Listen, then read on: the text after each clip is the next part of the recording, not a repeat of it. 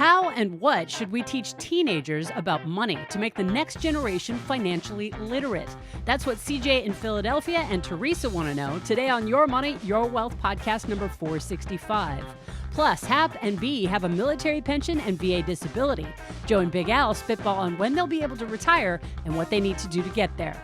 And they spitball on whether Grace in Seattle is on track to retire early at age 55. David and Victoria in Grand Rapids, Michigan are killing the game in their early 30s with $400,000 in income and over $1 million saved. When should they start funding their traditional retirement accounts instead of their Roth accounts? Ooh, and find out how the first annual Anderson Household Financial Summit went. I'm producer Andy Last, and here are the hosts of Your Money, Your Wealth, Joe Anderson, CFP, and Big Al Clopine, CPA. All right, we're answering money questions here today. If you got a question, you know where to go, yourmoneyyourwealth.com. Click on Ask Joe and Al on the air like CJ did in Philadelphia. Hi, YMYW team. My name is CJ, and I've been listening for almost a year now. Really appreciate your insights in the weekly banter. I'm 39 years old and live in the greater Philadelphia area. I drive a 2024 Honda Civic and enjoy a Guinness or Old Fashioned after a round of golf. My wife is 37, drives a 2017 Mazda CX-5, and celebrates with an IPA after beating me on the course. Wow. We're comfortable in our financial journey and, fingers crossed, tracking towards an early retirement. Our question is on financial education.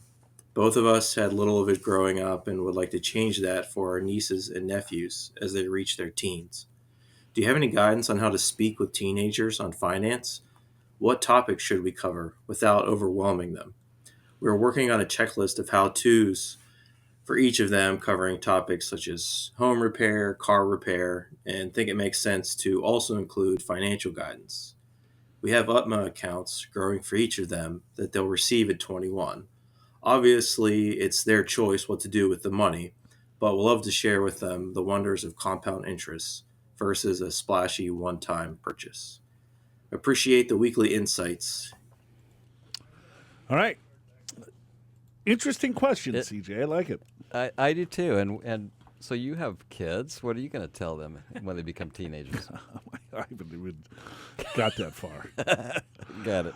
I helped my sister out, though, and what I showed her, I think, let's say if they're putting together some sort of curriculum, I try to teach, I've been teaching courses to adults for many years. Right. It's a long-term form retirement course, 6 hours long. Yeah. And these people are like on the verge of retirement.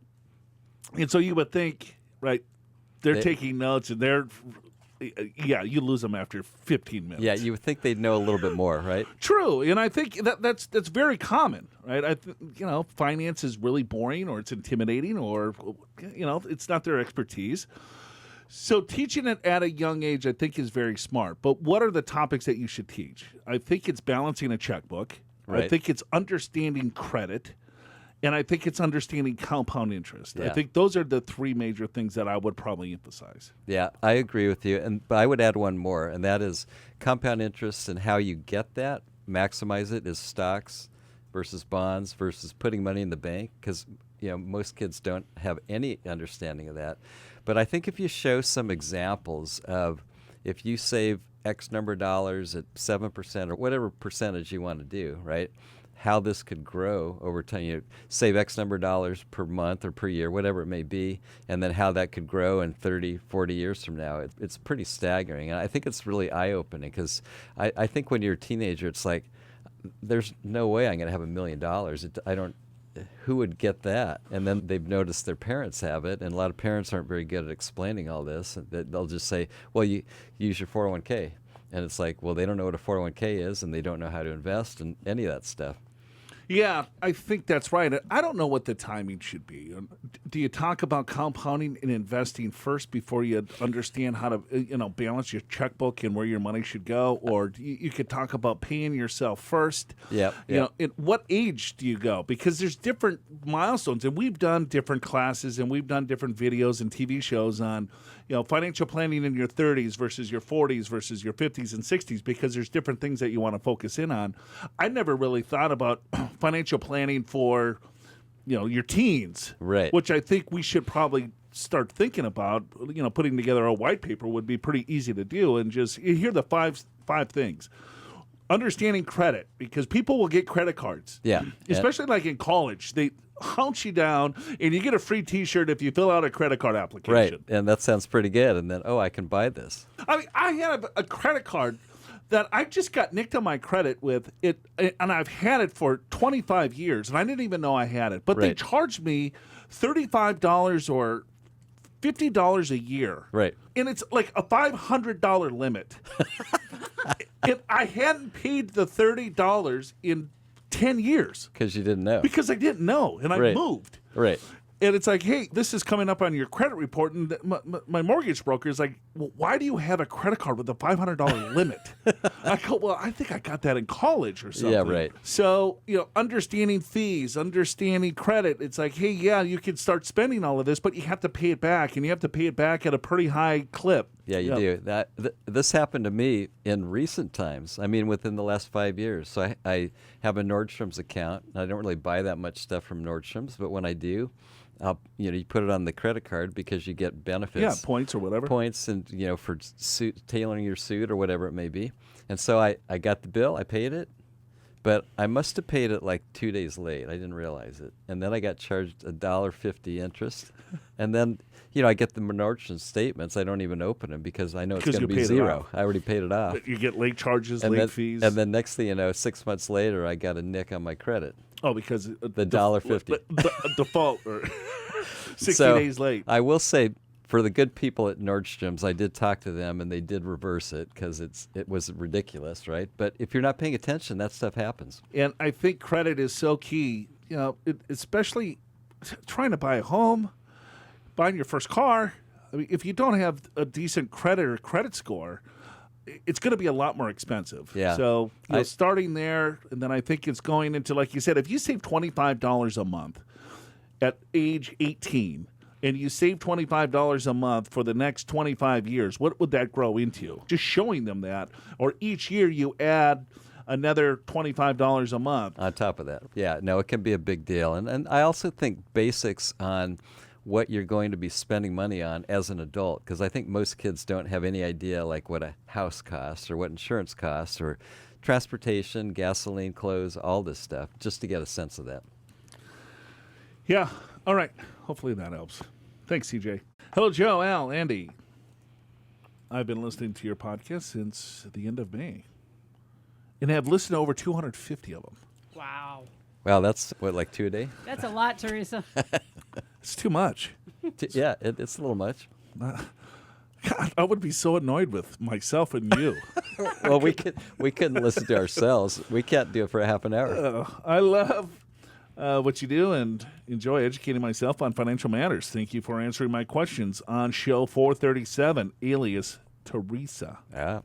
So we just gave away the alias? Is that what we're doing here? Her alias is Teresa. Oh, her So alias that's is the name Teresa. she's using on the Okay. show. Got it. All right. So we're sticking with her alias. Got it. All right. Yep. On her financial situation, but now, she didn't even have to put in the alias part. No, she didn't. She totally did not. Or maybe she wanted to say that we... We answered it. And, Okay. and my name's not really Teresa, just so you know. All right. But now I want to ask another question to assist me in my retirement work. I grew up with a good foundation on basic financial education and listened to Susie Orman in my 30s. I'm getting ready to retire in 2 years and want to teach the young generation on basis of fundamental of money in my retirement. Okay. She wants to teach the young generation on basis fundamentals. I think that should be basics. Basic fundamentals of money in my retirement or just retirement? In her retirement, that's what she wants to do. She She wants- wants She's to teach the going young to blog folks. about her own retirement and then try to give... Well, try to give tips to here's how you get there, I'm guessing. So Teresa must have did pretty well. Sounds like, Well, she yeah. listened to 250 of our episodes. Well, she's And got Susie got it Orman in down. her 30s. She's got to be. And she learned from Susie, Yeah. and now she's fine-tuning it with us. Got it. My thought was to start with high schoolers and develop a class, Finance 101, to cover principles of savings, investing, compound debt, etc. I'm an engineer by trade and have no financial background. Should I take financial classes or need a certification to achieve my goal to increase financial education? You and your team have been providing this education for a long time, so any advice will be appreciated. Thank you for all you do. I love all the education and bantering. All right. Teresa, get your certified financial planner designation. That always helps, right? Just do that, because I guarantee she can bust those classes out. She would love every minute of it. She would. She loves this stuff. And if you're this passionate about it, if you listen to this garbage for 250 episodes from May, Then you must be into it. you must be into it. You could go online. I would get the CFP, because I think you would enjoy the classes, the courses. You would learn a lot about the basics, the fundamentals. Then you would get into a little bit more in depth. A lot of the stuff might be a little too deep, but I think engineer, smart. Just to know it, and if you know it and you can speak in language that kids can understand. Right. I don't think it. I mean, she wouldn't even have to pass the comprehensive exam. Just taking the course. Just taking the courses, Yeah. I think she would learn a lot to put together a pretty simple curriculum. I would add one thing, and that if she wants to teach in high schools, she'll have to check with the school district's program on credentials or whatever she needs for that. But just to learn all this stuff and round out, because when you're into this and you've listened to 250 podcasts, you know a lot, but there's gaps in your knowledge, and this is where courses can help that. Yeah, there you go. And we've had clients that are engineers that got their CFP because they just enjoyed the study. You know, they were retired, and it's like, okay, well, what's my next challenge? Or I want to keep my brain busy.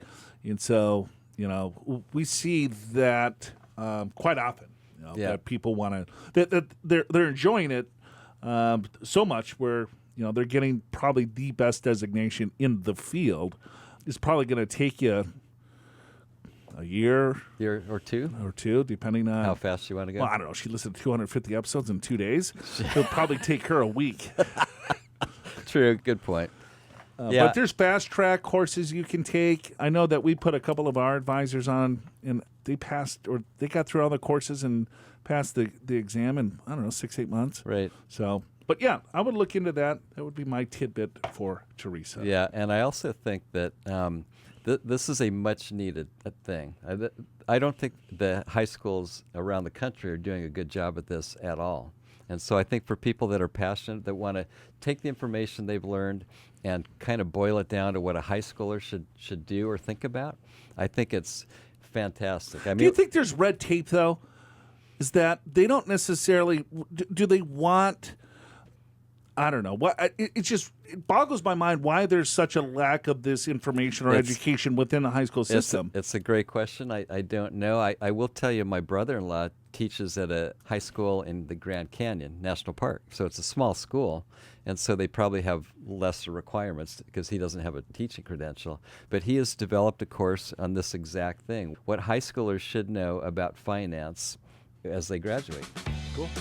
Have you tried our free retirement calculator at easyretirement.com yet? That's EASI retirement.com. It stands for Education, Assessment, Strategy, Implementation. These are the 4 building blocks of a sound retirement plan. For the same price as a retirement spitball analysis here on YMYW, that is free, you can go to easyretirement.com, create a login, then enter your income, savings, and expenses. You'll see your chance of a successful retirement in about 2 minutes if you take the quick path, or maybe 8 minutes if you go the more comprehensive route. If your odds of a successful retirement aren't as high as you'd like, you can change the numbers and see in an instant how much increasing your savings or working longer changes your retirement projections. If the Easy Retirement Calculator says you're good, why not schedule a one-on-one with an experienced professional to consider even more sophisticated financial strategies? You can do that right from the easyretirement.com calculator as well. Start calculating your retirement wellness now for free at easyretirement.com. That's EASI retirement.com. We got Big Al Joe. Thoroughly enjoy your show. And I trust you can make this boring question sound interesting when you read it on the air. I'm 53 years old. My wife is 56. I drive a 2017 Ford F-350. Oh, a little big boy there. All right. And my wife drives a little 2022 Kia Telluride. My drink of choice is a margarita on the rocks. My wife prefers a Bloody Mary with extra Tabasco, or an apple crown mixed with ginger ale, a little crown and ginger. My question is about when will I be able to retire? We have $400,000 in a Roth IRA, equally split between mine and my wife's. I have another $100,000 in my 401k, also all Roth. I convert the company match to Roth every month.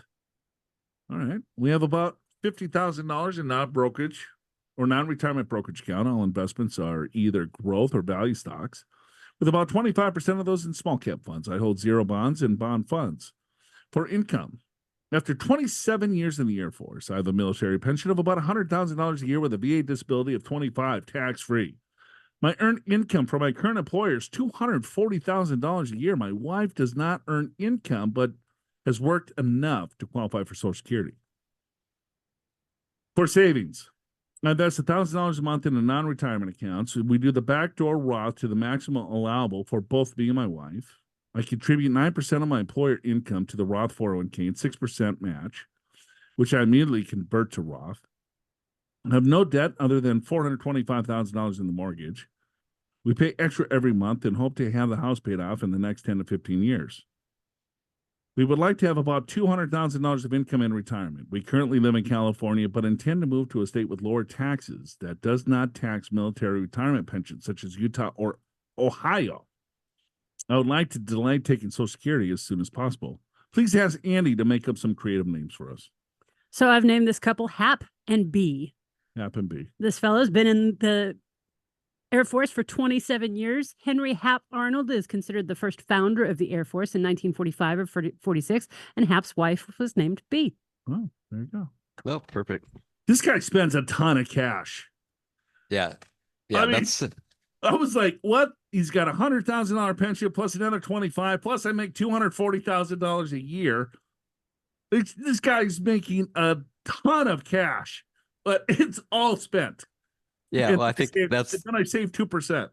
that's why he wants to spend 200,000 a year, because that's probably about what he's doing. Almost. He's probably spending more than that, but okay. He's got a long way to go here. He does. He's got a little over 500,000. He needs 2.5. He needs 2.5 million. Yeah. So I don't know how much Social Security and all these things, but yeah, I would say he needs 2 million to 2.5, which is probably going to take certainly over 10 years to get there based upon what he's saving. It's only 53. I thought he was 63. Yeah, no, 53. So right. maybe 65-ish based upon these numbers.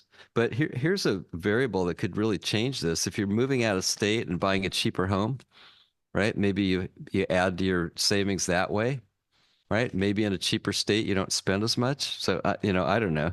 But yeah, just based upon these numbers, it's not really that close yet. So let's say, let me do this. Let's say 10, 7, and he's got how much of liquid assets? 550. Yeah, 500, 550. 550. All right. Okay. So if he saves $35,000 a year, that's about 10% of his income. Without that much, he's at 1.5 million. Right. So let's say he saved $50,000 a year. 10 years. For 10 years. Okay. Then 550 is the present value. Future value there. It's 1.7, $60,000 a year. Yeah, he's saving about 48 because he's also saving $1,000 a month into non-retirement. And then the match. That's about his contribution, and the match is probably about 36,000. So you could say about 50,000 is what he's saving. Yeah, that's what he needs to do to get to $2 million. Yeah. So if he can save a little bit more over the next 10 years, and if he gets 7% on his money, hypothetically, of course, right, he's going to be close to 2 million, just given some simple calculations here. Right. But then there's inflation on expenses, and we're not really factoring that in. So yeah. When I ran it myself, I came up with 11 years. So I think we're about the same spot, but I didn't really consider inflation on expenses. Yeah, for sure. It's 15 years that he needs to save that. So probably. Here's what I would do. So he's 53 years old, and he's making $240,000 a year, and he's got this $125,000 pension. He's got to just suck it up for a couple of years and just try to mitigate the expenses as much as he can and just bank as much as you possibly can over the next 2 years. Let's say if he can save $100,000 over the next 2 years, the sooner he can get it in there, the better, right? Because of the compounding effect. Yep. And then from there, all right, now you got the money working for you, and then you can tone down the spending and spend a little bit more. But I get it. You're 53. You're still, I don't know. You've been in the Air Force for that long. But On the other hand, spend $200,000 a year. I mean, right. if he's fine with $150,000, I think he's on track. But if he wants to spend 200 plus, he's got some work to do. Yeah, I was just going to say same thing. If he could get by spending 150, which is still a good amount, then he could probably retire in a couple, 3 years. With the amount of income that he has, that is by far his biggest asset. Right. He's in the top, like, 5% of all wage earners. Right. In the U.S., probably higher than that. Probably higher. Yep. So, someone were to ask him, what's the biggest asset you have? He might say, well, my home or, my liquid assets. No, it's his $350,000 or $370,000. $370,000 over the next 10 years is almost $4 million. And that's the 10 years you're not going to get back. So you're 53 to 63. You're going to earn $4 million plus dollars, depending on if you get raises, plus a cost of living adjustments and everything else. So you think of it like that and say, well, how can I utilize this the best? And so you think of your older self a little bit more than saying, hey, I'm only going to save 9% of my income. Does he have like 15 kids? What? So I don't know. Doesn't say. But yeah, that is that if he's already receiving his military pension and his VA disability, which he probably is, then yeah, he's making a ton of money, isn't he? Right. So you try to save your pension and live off the 240. The whole thing. The whole thing, the 125 grand. That's what you got to save, Hap. Let's have a little come to Jesus. Right. Because there's a ton of opportunity here. It's like, all right, well, if you could save this, you're going to put yourself in the best possible position. And you can't look back, right, and say, man, if I would have saved a couple of bucks more. I think a lot of times people would be like, man, because apparently they love to spend. They like to go on trips and vacations and do all sorts of cool stuff. Yep. Slow down. Yeah. No, I think that's right. I think it's take a look at what you could get by on spending, and then you could retire much sooner. And the fact that you have a lot of income right now, take advantage of big time savings. Spend less, try to spend less so you can be comfortable with less, right? And then build up your savings so that you could do this successfully. Yep. Yeah, I did a little, took a little note from the Clopine family here and had a financial summit. Oh, yeah. You said you were going to. How'd that go? Yeah. The Anderson Financial Summit? The Anderson Financial Summit. So I got the app, the Rocket Money. So this is what Hap needs to do, little Rocket Money. Yeah, there you go. Then you put all your stuff in, and then it tells you where all your money's going. Got it. You know about this Rocket Money? No. Oh, this is good stuff. You don't have any problem with just giving all of your financial information to some app? I have no problem at all. Okay. Because he named him Alan Clopine. And well, it's just like your credit cards and things like that. So it kind of tells you where the hell your money's going. And then it finds all this other stuff. And we're not sponsored by Rocket Money. We're not sponsored by anybody. No. We're sponsored by Big Al. His big wallet. Wallet. You can find all this stuff. It's like, all right, well, here you're spending $12 a month on this. And I'm like, what the hell is this? And then you're spending, all these subscriptions that you kind of. So does it cancel them for you as well? You can do that and say, please cancel this. But you need to know the passwords and stuff like that. And half the stuff I did years ago. You didn't know you had the account. You certainly don't know the password. Exactly. Yeah. And then, so now I'm cracking the whip. Yeah. I'm like, all right. We got Hulu, Netflix, and we got a new puppy to pay for. We're getting rid of Netflix. All right. This 12, but I saved like a few $100. It's crazy. Yeah. Just paying attention, right? You just got to pay attention. So I'm like, all right, I'm cracking the whip. I'm going to retire here soon. How'd that go I over? want to retire in 15 years. I want to retire. I want to get got to put, a little. Did the summit participants agree with you? No, there was some tears, there were some cocktails, Got it. and then yeah, that was the first summit. I don't know if it's the To, last, but to be clear, you're not cutting the booze budget, are you? absolutely not. Absolutely not.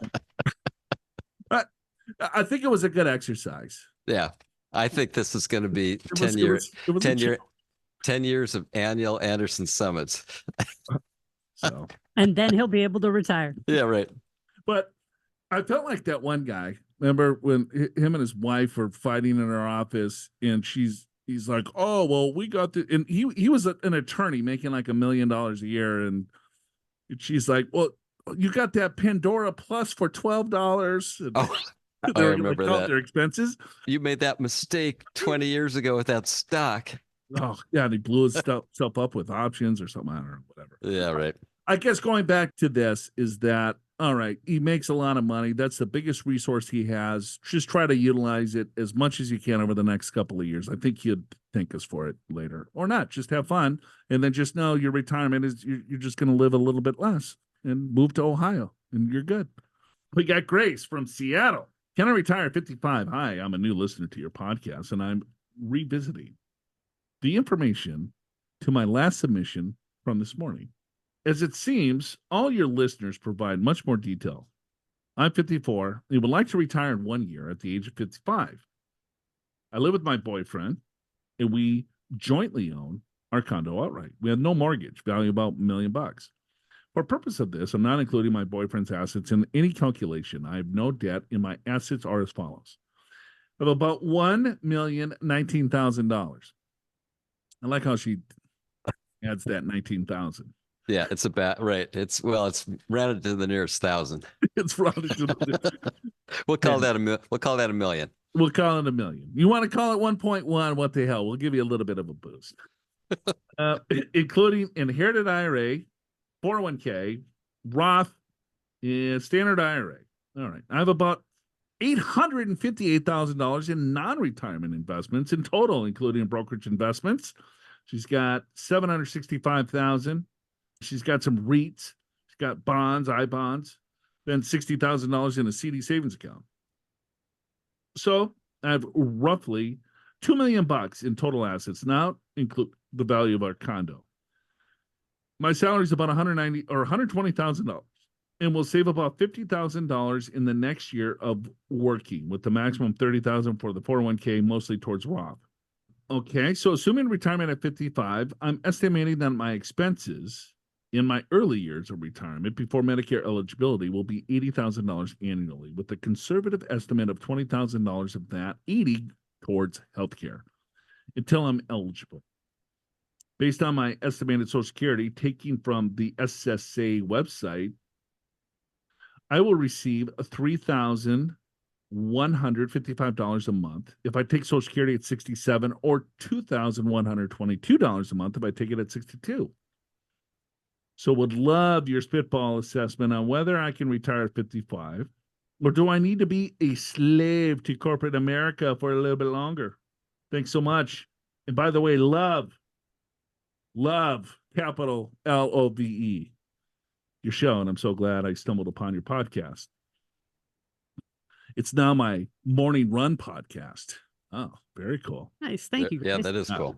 Grace is out there just Running and listening. running, just getting in shape. She'll stop and she'll have to do the back button. What'd they say? Let's see. Oh, that was good. Good. Interesting stuff. Well, thanks Yeah. for listening. I'm glad you stumbled upon it. And wow, Grace, you've done a hell of a job. 55 years old, couple $1 million. You want to spend $80,000. $80,000 into $2 million is a pretty simple math equation, even though I'll probably need to use my calculator for that. That's 4%. Yeah. If she spends 80,000, she's living with the boyfriend. You know, maybe the boyfriend takes her out to dinner a couple of times. Yeah, where she doesn't have to pay for all that or whatever. $60,000 a year, living expenses, 20,000. I mean, yeah, I think she's good. I'm giving her the green light. I would tend to agree, although I think it's a little close. I don't think I want to use a 4% distribution rate at 55. but she may not be spending 80 because she's got a conservative estimate, I guess, for healthcare. Maybe it's less. I don't know. She's really close. Me personally, I might work she's going to work at least another year. I might work another year or two after that just to be extra sure. But yeah, I think she's super close. Yeah, I don't know. Consult for $20,000 a year. Yeah. Right. Do something like that. Work part-time, figure something out. Yeah, but, yeah. I mean, she's got really cool opportunity here too, because she's got a lot of non-qualified assets. So like now that we know that the number is that, all right, well, here you have a couple of $1,000,000. You're going to work a year or two. You're still going to save 50,000. So she's going to save another $100,000 over the next 2 years, let's say. Right. So with that being said, and it's all going to go into Roth.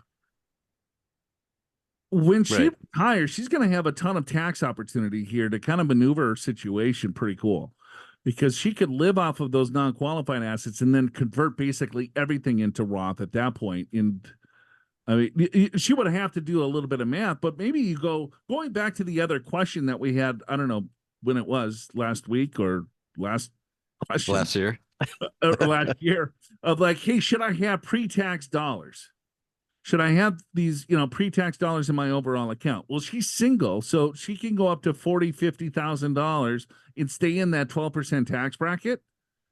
So that's a pretty low tax bracket, and she has a lot of money that is in Roth. So she's got $700,000 that is in pre-tax. So you could convert some of that. You could live off some of that. So the distribution plan for her is a lot more important, I think, to make the money last than what the dollars actually are. Because, I mean, this show would be hours and hours long if we would kind of go through each strategy with each of these different, questions that we get.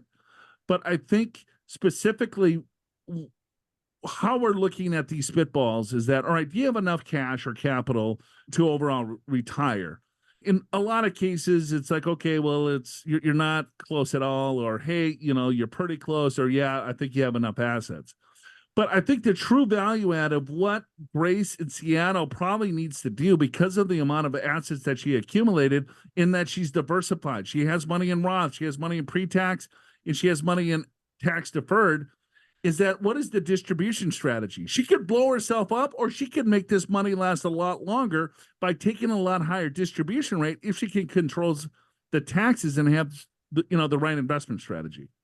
Yeah, I 100% agree. And when she does retire next year, 2 years, 3 years, whatever, if she can live off her non-qualified assets, non-retirement assets, and be in a super low bracket, she could actually accommodate about $60,000 of income with the standard deduction. And that's what I would do. I would just convert up to that 60,000 based upon what other income you have from your non-qual, and try to get as much converted as possible. So then when you actually start needing it more, then it's going to be very tax efficient, right? So yeah, I think that's right. You have spent your entire life saving for the future. After all that discipline and effort, don't pay to let the courts decide what happens to your money when you're gone. Learn how to avoid common will and trust mistakes that can lead to an expensive and overly complicated estate plan. Watch 10 Will and Trust Mistakes to Avoid, the latest episode of Your Money, Your Wealth TV with Joe Anderson CFP and special guest Allison Alley CFP sitting in for Big Al. Plus, download the Estate Plan Organizer and Survivor's Guide for free from the podcast show notes to make things as easy as possible for your loved ones. Fill it out, give them a copy, and don't forget to update it for them regularly. Click the link in the description of today's episode in your favorite podcast app to get to the show notes, watch the show, download the guide, and share with your loved ones. Killing it at 34. Killing it. Just slaying the game there, Big Al. Love it. When do I even consider contributing to a traditional? Huge fan. Huge fan of what? Our show or podcast. Oh. Or actually, they're calling themselves David and Victoria Beckham, so maybe they're huge fans of them. Well, he put it right after he's a traditional IRA. Yes, he is a huge fan. Huge fan of a traditional IRA. Yeah, would I even consider a traditional IRA? Huge fan.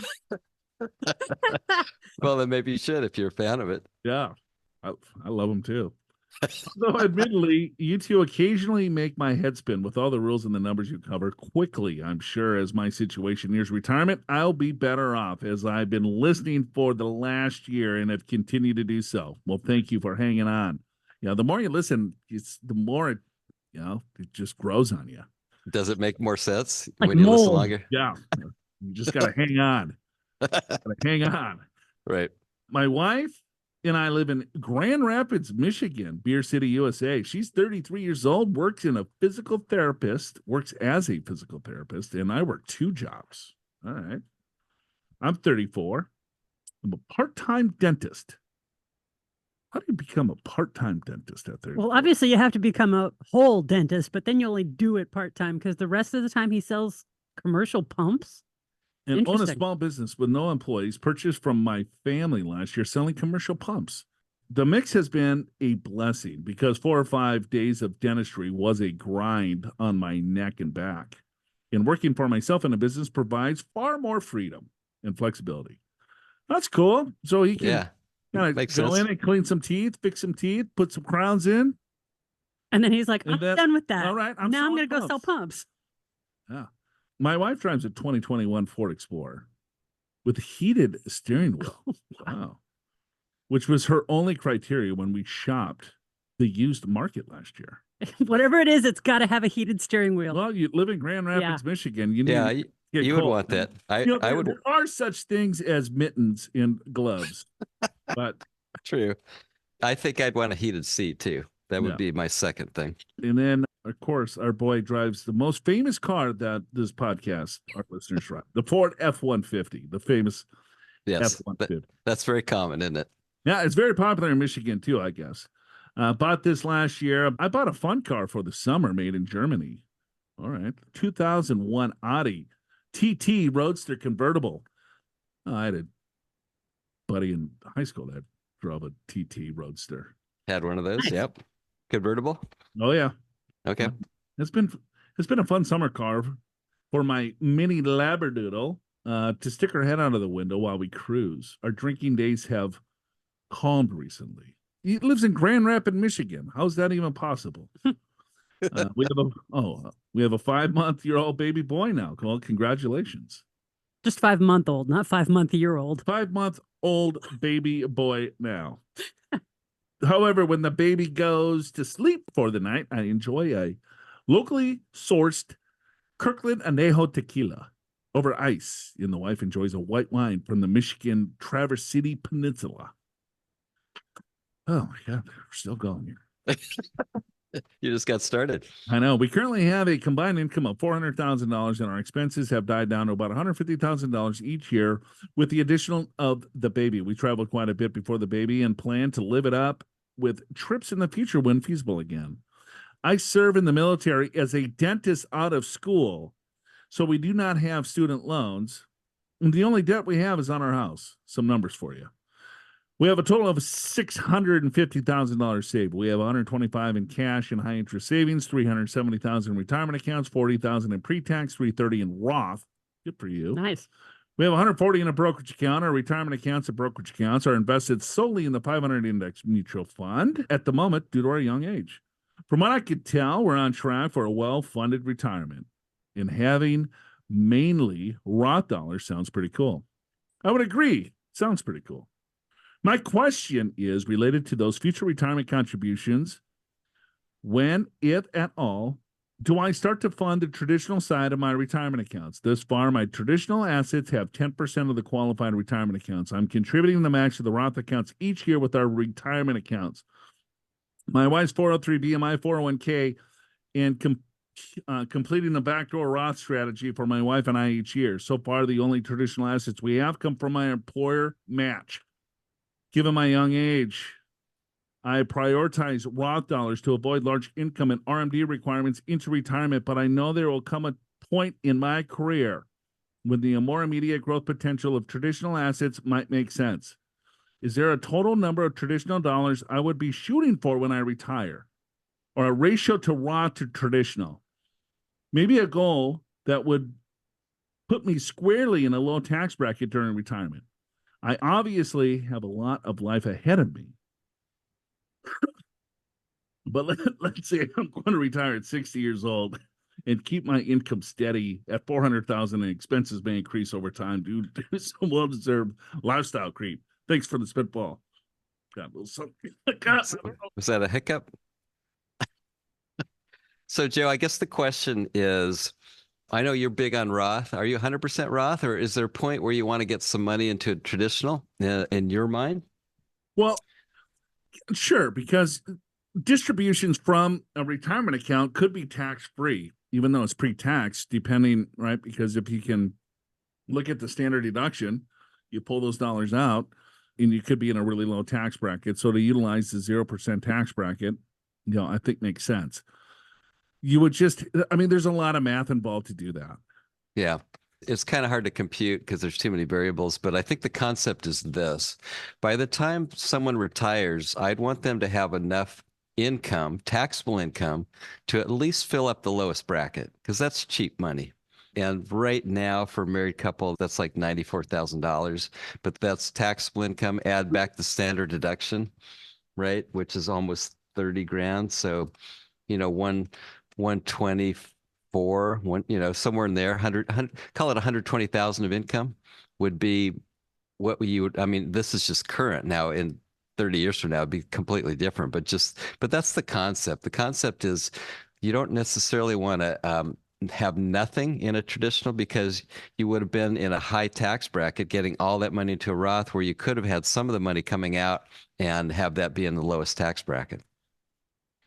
Would you agree? That's the technical dorky CPA answer. I say Roth all the way. He's 34 years old. If let's say it's $30,000 is the standard deduction, and he retires at age 60, right? And so he lives, this is 30 years from now. So life expectancy in 30 years is going to, I don't know, it'll either be longer or shorter. But let's just say he's got another 30 years of life, right? So that's $900,000 that he would want in a retirement account that would be pre-tax, because he could pull potentially some of that money out and not pay any tax on it. Other than that, I would want everything into a Roth IRA. But he's 34 years old. He owns his own business, and he's a dentist, and his wife is killing it. They got $1 million+ dollars. He's going to invest in other asset classes. He's probably going to invest in a brokerage account. He's probably going to buy real estate. He's probably going to open up another business. And then he's going to become like a podiatrist. And so there's going to be all sorts of different income sources here. So I would continue to go Roth, but I would want him to build more of a brokerage account. So a little bit more liquidity. So if there's other opportunities that fall into his lap, right? Because they make a lot of money. They can't fund everything into retirement accounts. Everything goes into a retirement account. Everything else goes into a brokerage account. And as that brokerage account continues to build to $1 million, $5 million, $10 million, there's going to be interest and dividends that come out of there that's going to utilize those lower brackets anyway, potentially. Yeah, and there's also Social Security, which will be income. And if you don't have much other income, then very little that's taxed. But yeah, you're right, Joe. It depends upon your other income. I think for me, like I say, I would not necessarily go 100%. I would probably go 100% right now, because he's young and probably income will only increase in the future. And at some point, I would probably want to have a little more diversity, because I'm going to pull those dollars out probably in low tax brackets. That's what I would do. All right. Thanks for the question. You are killing it. Congrats. That's it for us today. I appreciate you hanging out. We'll see you again next week. Show's called Your Money, Your Wealth. One big happy family in studio. All the questions sound the same. And dentistry versus pump sales in the Derails at the end of the episode, so stick around. Help new listeners find YMYW by telling your friends about the show and by leaving your honest reviews and ratings for Your Money, Your Wealth in Apple Podcasts and any other podcast app that accepts them. Your Money, Your Wealth is presented by Pure Financial Advisors. Click the Get an Assessment button in the podcast show notes at yourmoneyyourwealth.com or call 888-994-6255 857 and schedule a free financial assessment in person at one of our many offices around the country or online at a date and time convenient for you, no matter where you are. Chances are one of the experienced financial professionals at Pure will be able to identify strategies that'll help you create a more successful retirement. Pure Financial Advisors is a registered investment advisor. This show does not intend to provide personalized investment advice through this broadcast and does not represent that the securities or services discussed are suitable for any investor. Investors are advised not to rely on any information contained in the broadcast in the process of making a full and informed investment decision. Yeah, you're sitting really close to me. It's pretty. We're all sitting really close. This is a little different than usual.